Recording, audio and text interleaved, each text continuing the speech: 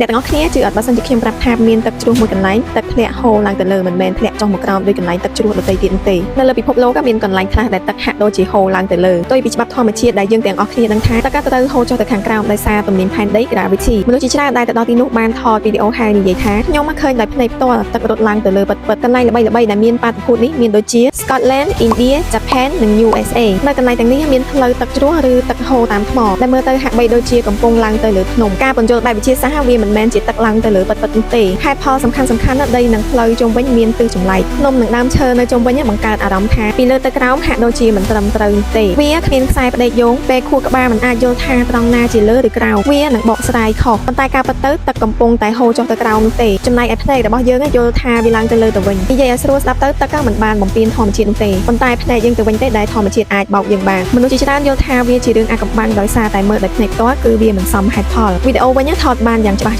មនុស្សឈរនៅទីនោះមានអារម្មណ៍ថាពិភពលោកយើងទៅបានបញ្ច្រាស់ហើយមនុស្សខ្លះវិញសន្និដ្ឋានថាមានអំណាចអាថ៌កំបាំងមានដែនម៉ាញ៉េទិកឬជាច្រកពិភពផ្សេងប៉ុន្តែវិទ្យាសាស្ត្រនៅតែអះអាងថា optical illusion ជាការពន្យល់ដែលសមហេតុផលបំផុតតែអ្នកទាំងអស់គ្នាយល់យ៉ាងម៉េចដែរសូម comment ខាងក្រោមវីដេអូនេះសូមកុំភ្លេចជួយ follow និង subscribe បើសិនជាអ្នកទាំងអស់គ្នាចង់ដឹងរឿងរ៉ាវជុំវិញពិភពលោក